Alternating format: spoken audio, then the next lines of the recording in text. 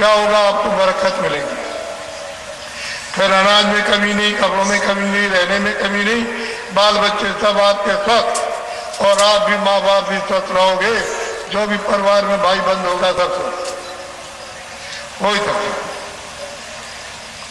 सीधी सीधी बात आपको करना, हमको साधु बनाना तो है या हम आपको साधु देने आए या हम और बांटने आए, हमारा काम नहीं।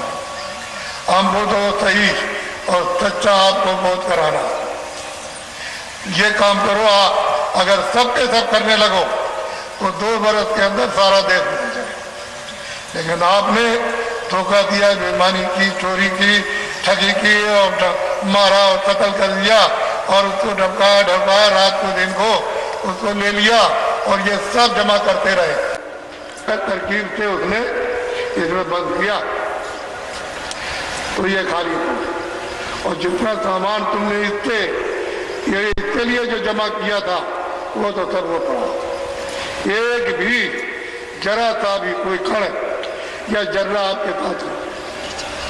आप सामने देख लो, अगर कोई ले जाए तो हमको कहो, हम बिल्कुल ही ले जाएंगे।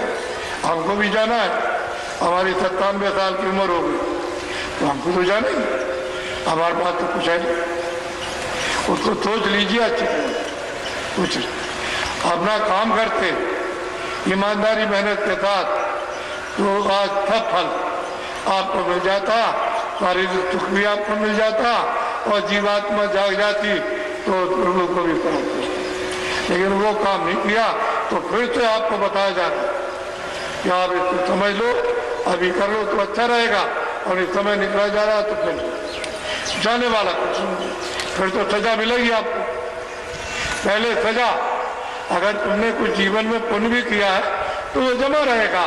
अनेकों जन्मों का पुण्य जब इकट्ठा हो जाएगा और इस पुण्य से मनुष्य शरीर मिलेगा कि नहीं मिलेगा, तब जाके मनुष्य शरीर दिया जाएगा।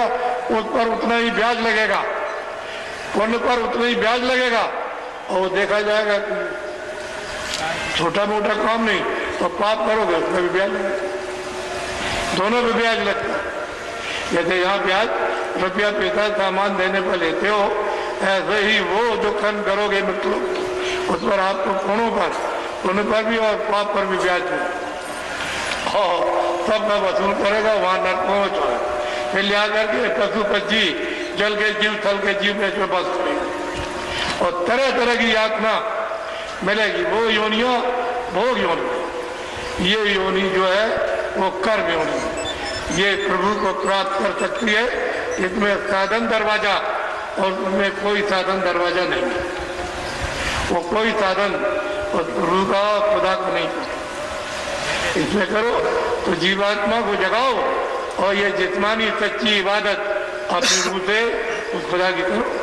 हम कब इनकार करते इबादत से? सच्ची इबादत, सच्ची इबादत, सच्चा भजन मनुष्य रूपी तन में ये जीवात्मा बैठी हो, जल्दी से उसको जगाओ और नाम को पकड़ ले तो सच्चा भगवान का भजन इससे पार होगा।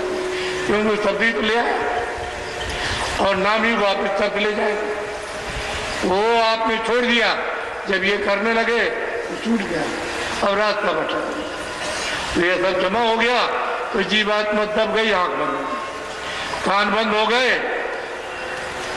अब आपने दवा तो किसी से मांगी नहीं। बाहर की आंख और कान हो जाए तो दवा मांगते हो, तो बाहर की तो ठीक हो सकती हो या ना हो, लेकिन अंदर की आंख के लिए और कान के लिए, नाक के लिए कोई दवा मांगी? किसी महात्मा भगीर से अगर दवा मांगते तो काम हो गया। आज जीवात्मा जाग करके अपने उस प्रभु को प्राप्त कर गया, लेकिन वो नहीं, सब लोग सोचते इस मोह ममता माया में, काम में, क्रोध में, इसमें क्षोभ में, इसमें फंसे हैं। आप ऐसे देखते हैं उधर तब तो आप इन सब विकारों में, जब कुछ नहीं मिला तो उतर गए, अगर मिल जाता तो क्यों विकार में, तब तो आप बिल्कुल निर्मल और पवित्र हो जाते। और ये नहीं जानते निर्मल जन तो मोह पावे और मोह छल छिद्र कपट नहीं भावे, सीधा सीधा रास्ता। वो तो मैं आपको जानता हूं, लेकिन ये बताना जरूरी है, ये सबसे प्रथम बताना कि आप किस तरह से फंस गए।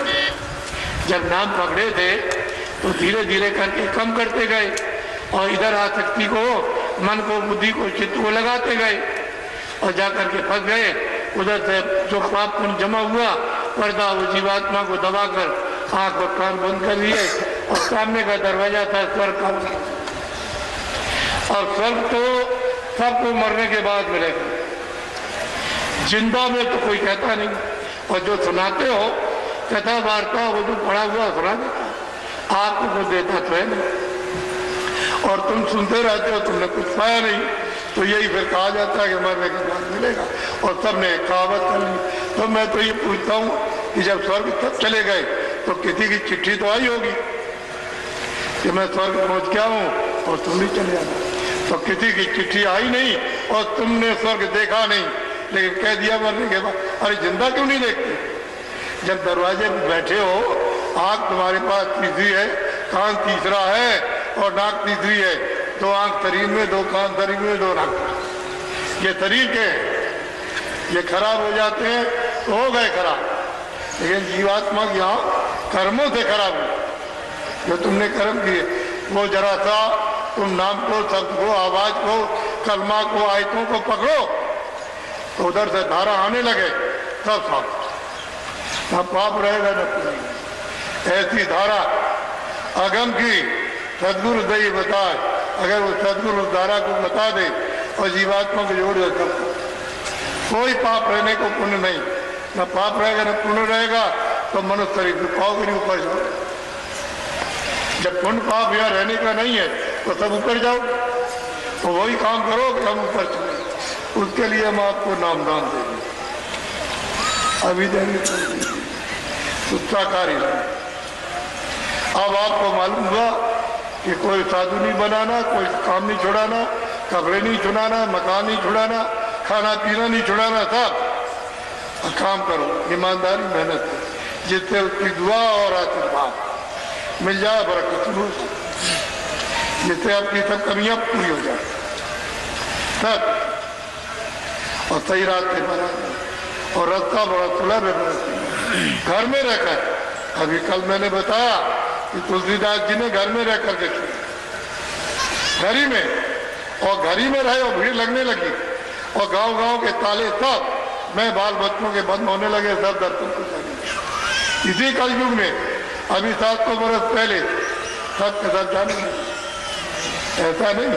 तो वहीं पर जिस आदमी को उन्होंने ऊपर पहुंचा दिया, उससे पूछा कि भाई तुम कहाँ रहते हो? तो मैं कहा दिया, कभी गए नहीं, कह रहे बहुत दिनों से नहीं गया, और इधर आपके चरणों में आ गया तो मेरा सही खत्म हो गया। तो बच्चों हो गए, तो उसने इजाजत मांगी कि मैं हो, उनका चल जाओ। तो वो चला गया। पीछे से जब देखा तब इन्होंने अपना लोटा उठाया और घर को चले, और वो काफी जाएंगे और वहाँ बहुत लोगों को रास्ता बता करके अपने गांव में पार कर, उसमें स्त्रियां भी रहेगी। ऐसा कलयुग में सुलभ और सीधा प्रभु की प्राप्ति के लिए रास्ता इतना सुगम सीधा कि और सतयुग में, न त्रेता में, न द्वापर कभी नहीं आएगा जो कलयुग में आएगा। और तुम सीधे रास्ते खोज नहीं करते, कोई रास्ता बता दो और दया कर दे, सीधे चले चले आपको नामदान देंगे। दूसरा यह है कि होका पियो। मैं ये नहीं कहता हूँ पियो, जो नहीं पीते हैं उनके लिए थोड़ी कहता हूँ कि पियो, जो पीते हैं वो पियो। तम्बाकू पीते हैं, बीड़ी पीते हैं, लेकिन बच्चों ऐसा कोई नशा स्त्री पुरुष हर कौम के जात के लोग मत करो जिससे तुम्हारी बुद्धि पागल हो जाए और तुम अपने घर में बेटी को, माँ को, बहन को, किसी को न पहचान सको, उसका हाथ ऐसा। कोई अधिकारियों की निंदा की या कोई आलोचना की है, या साहूकारों की आलोचना की है, या सेठ साहूकारों की आलोचना या निंदा की है? अरे भाई, छात्रों की हमने कोई आलोचना की या निंदा की है? तो हिंदुओं की निंदा की कि मुसलमानों की? कि मस्जिद को बुरा कहा, कि मंदिर को बुरा कहा?